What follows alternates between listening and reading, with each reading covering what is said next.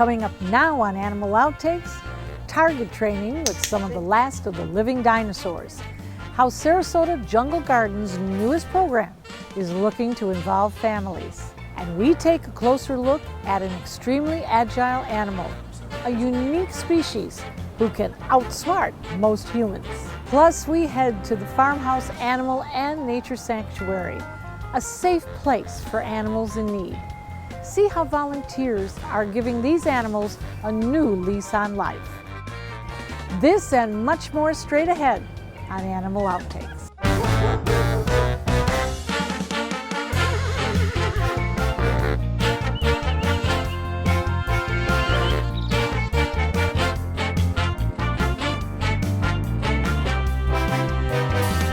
From kangaroos to prairie dogs, the Farmhouse Animal and Nature Sanctuary does not discriminate. They take in surrendered native and non-native species. Animals that come from all walks of life, literally. They're located in Mayaca City, Florida, and we stopped by to see how they're handling the latest building boom. They're doing what they can to keep their property peaceful, and how they are growing right alongside the competing development.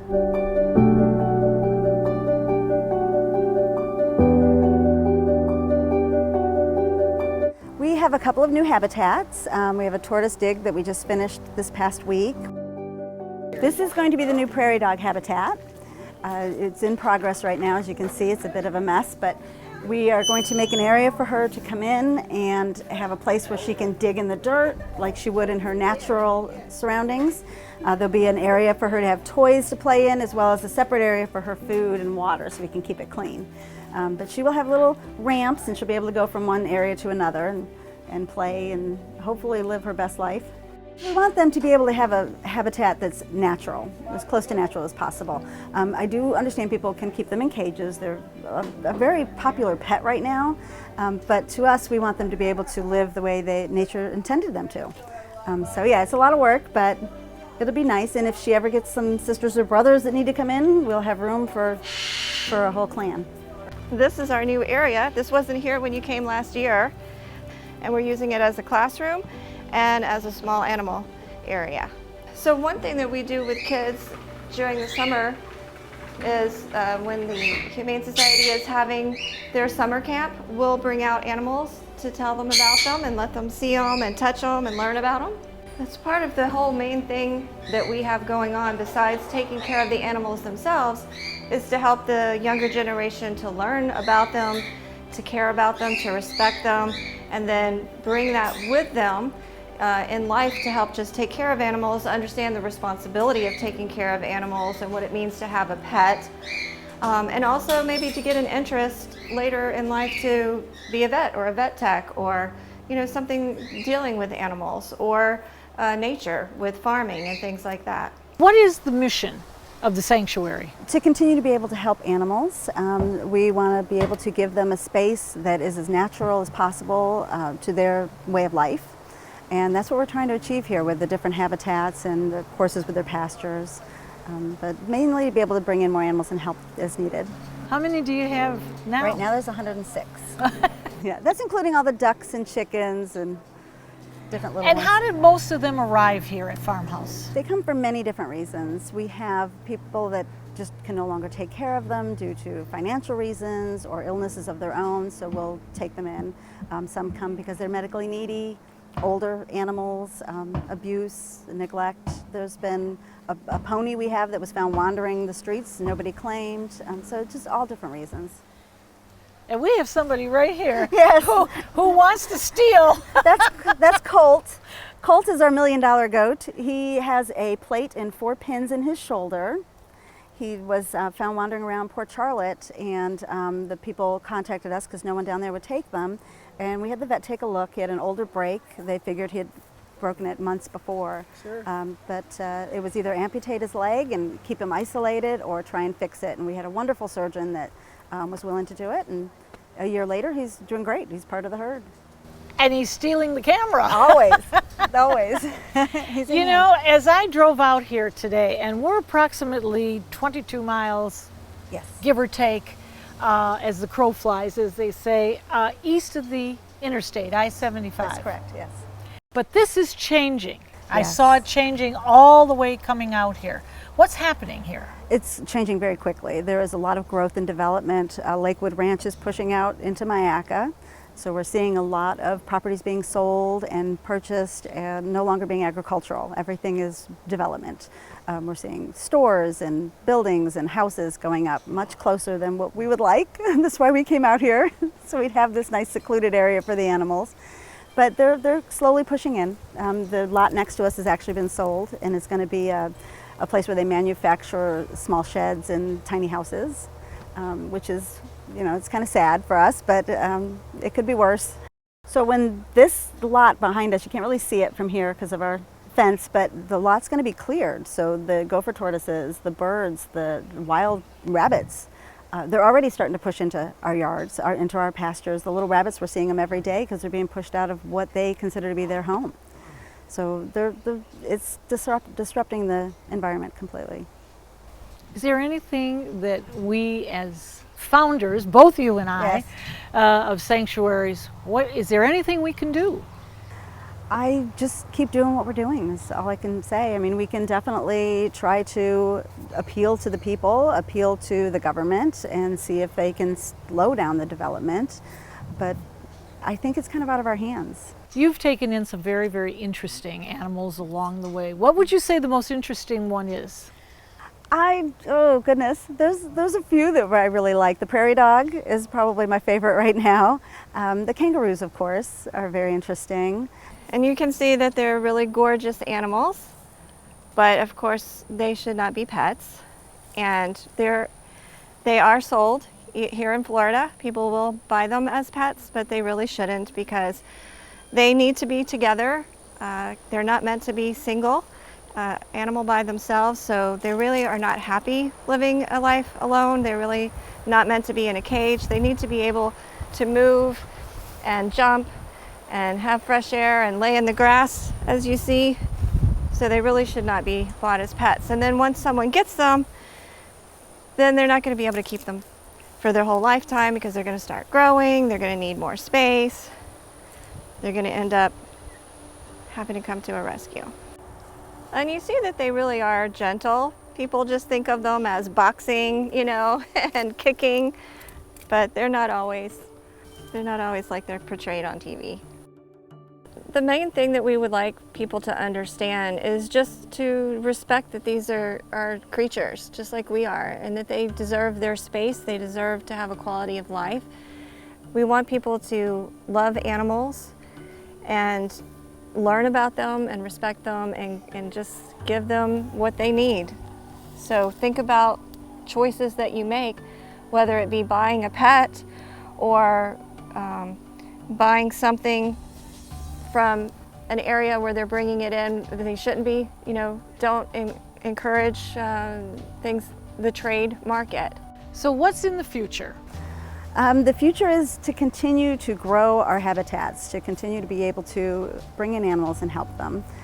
Hopefully not be pushed out by development, and just keep doing what we're doing.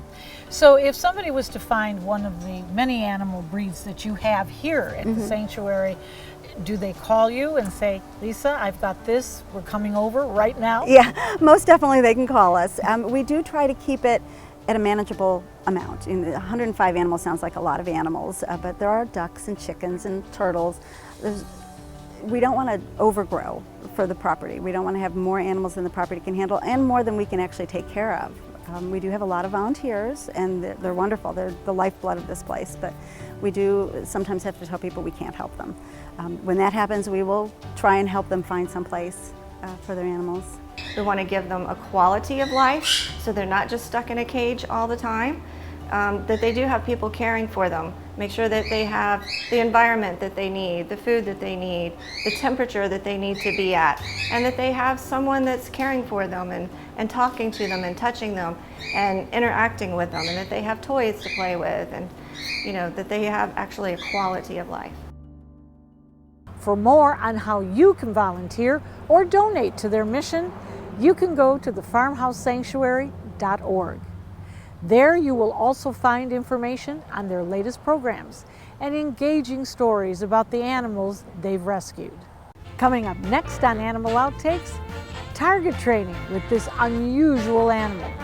Why staff at Sarasota Jungle Gardens want you to come out and give it a try. Plus, we learn about this agile creature from a safe distance. A crocodile monitor who spends much of its life 100 feet in the air. That's next.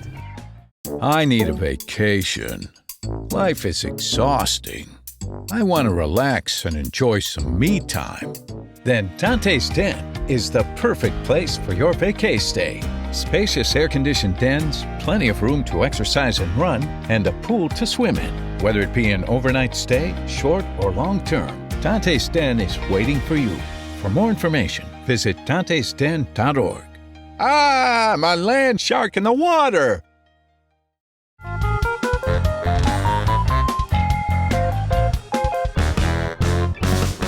So Brittany, I am used to training dogs. And you know, the sit, stay, come. This does not look like a dog. But you're trying to do something with this monitor. Exactly. So we are doing something very familiar to what you would do with a dog. So we are doing what is called target training. And it's going to lead into a program that we are going to be doing here at the zoo. So we are teaching him to touch his nose to this target right here. And in exchange, we are telling him good job with this clicker, like that. And then he is getting a piece of food at the end. So eventually, we are going to be leading him through an obstacle course with this target. So he's learning to follow it all the way through. And we are actually going to be having children and families doing that thing. And so they are going to be actually doing the training and teaching the lizards or the monitors. Now on the monitor, tell us a little bit about the animal. So this is a black-throated monitor. So they are from Africa. So they are basically the last of the living dinosaurs. They are active predators. They're one of the biggest lizards in their environment. So they actively go after prey. They are carnivores, which means that they only eat meat. So that is where we are feeding him meat here. Target? Almost. Good job. Now, how long does it take for him to get it? So he started picking it up within the first day that we did it. He started learning to associate the target with food within that first day. However, we've been doing about 5 different training sessions with him.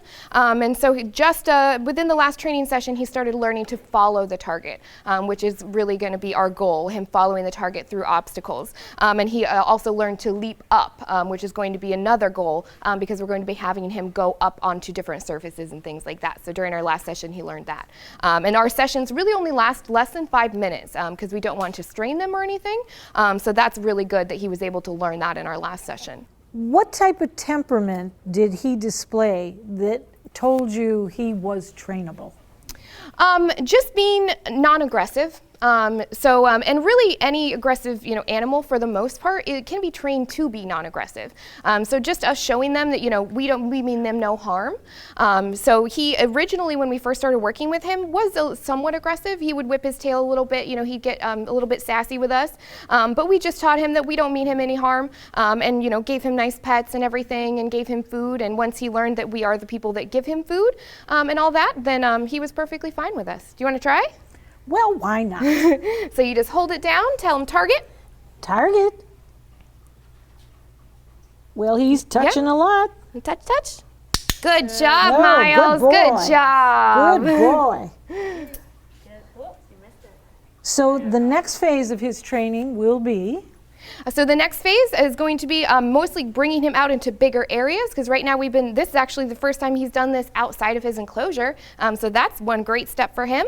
And then it's going to be him continuing walking. So this is another next step that's really, really good. Oh, good job, Miles. He's looking good for job. It. That was a good one. He's got it. And then introducing obstacles, so having them go up ramps, kind of like you've seen in dog training or agility courses, doing stuff like that. We're going to introduce those, and then introducing other people. So having other people, people that aren't Good job. People that aren't necessarily in green shirts and stuff like that do the training, because of course we're wanting to bring families and everything into the program. Obviously, this is a different type of animal than we mostly see that is coming in contact with humans in a safe way. So what are you hoping to teach the humans about this? And what are they going to take away from this? So while not many people have black-throated monitors as pets, they do have other lizards like bearded dragons or many other animals as pets. And of course, like you said, this is a training technique that you've seen with dogs. So even though they might not have a lizard as a pet, they have many other animals that you can use these exact same training techniques with. So it's a great experience. You can come train basically a dinosaur and have that amazing experience that you're going to be able to remember for the rest of your life, but then be able to take those techniques home and train your dog or your cat using those exact same techniques. So it's a really cool experience to have. Well, I think I'm going to go home and get some chicken and some target. See And what you'll I can remember do that with my pups. Yeah. Good job, Miles. Well, I think you're going to go to the head of your class. For more on how you can become involved with these training sessions, go to SarasotaJungleGardens.com. Stick around, there's more animal outtakes after the break.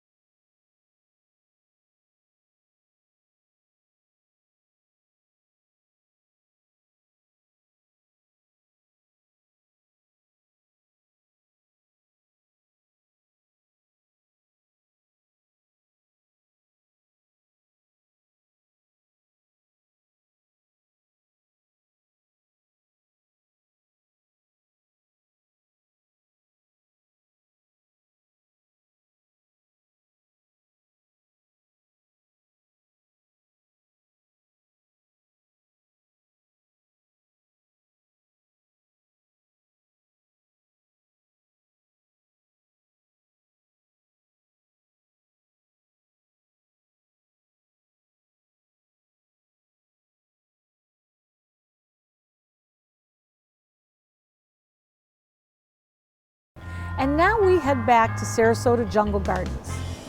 This time with a monitor who's a little less user-friendly, at least for the time being. Take a look. This is a crocodile monitor. They're from Indonesia. They are related to the Komodo dragon. And so I have Corey here and Benny. They're part of the entertainment staff at Sarasota Jungle Gardens. And the reason I have Benny over there is because he's very fast. He's faster than all of us. These animals are extremely fast and they are arboreal. They also have a prehensile tail. What I mean by that is he can hold me. You see that? He's holding me with his tail. These animals have the potential to reach 14 feet and they live 100 feet up into the tree. So should he get down, he's going to be leaving the camera area really quick to go grab it for me. Attaboy.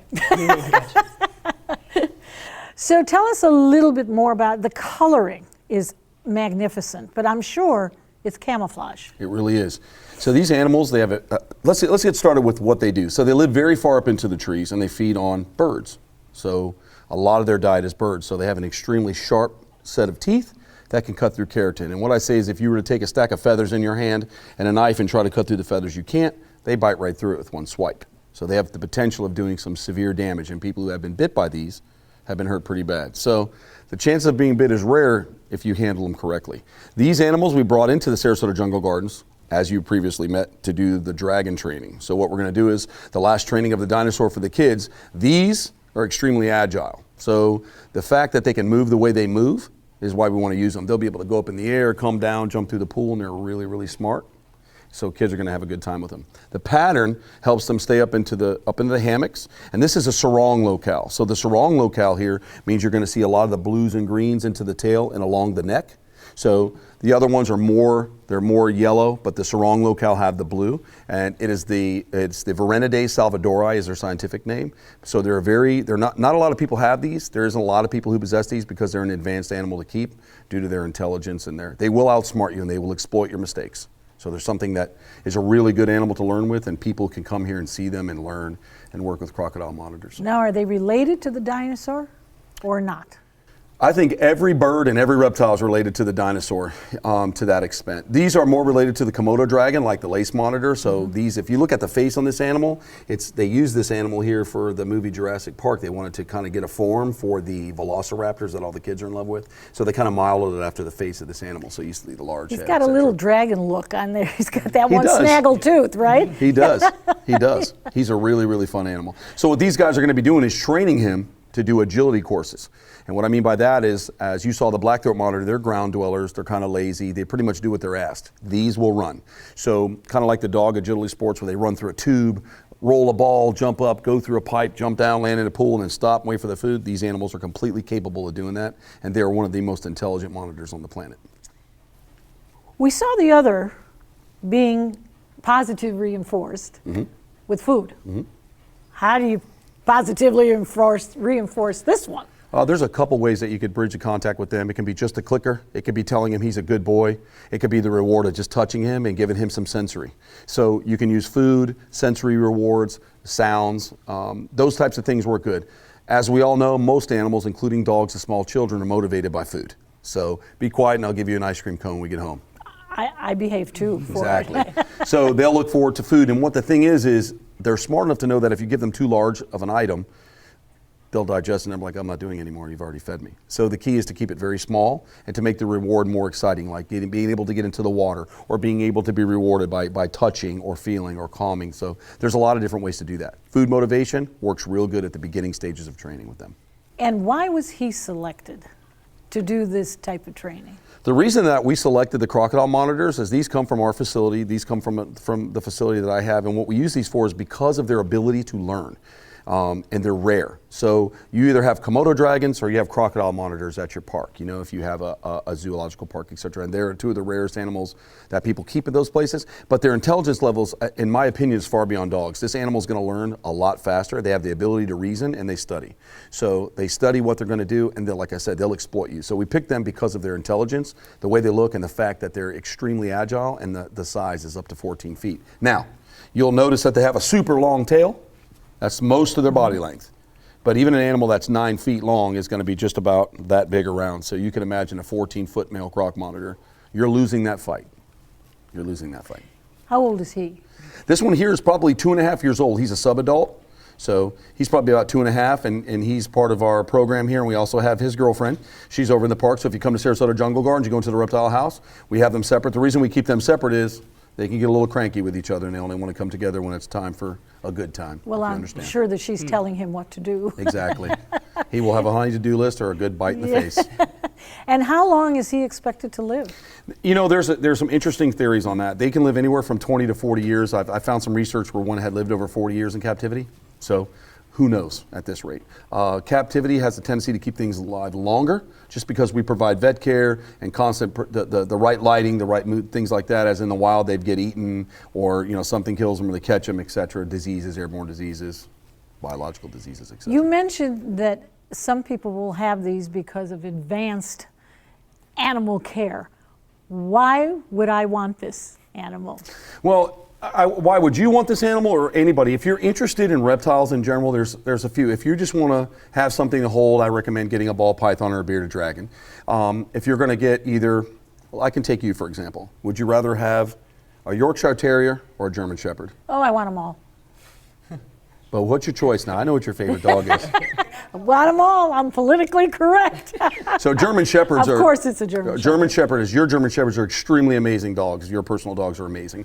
And this is like what they do. They're sharp, they learn, the animal communicates a little bit different than an animal that's more common that's just going to sit and relax. Now, I'm not saying that you can't train them, you can, but to have an animal like this, it's an advanced animal. It needs attention.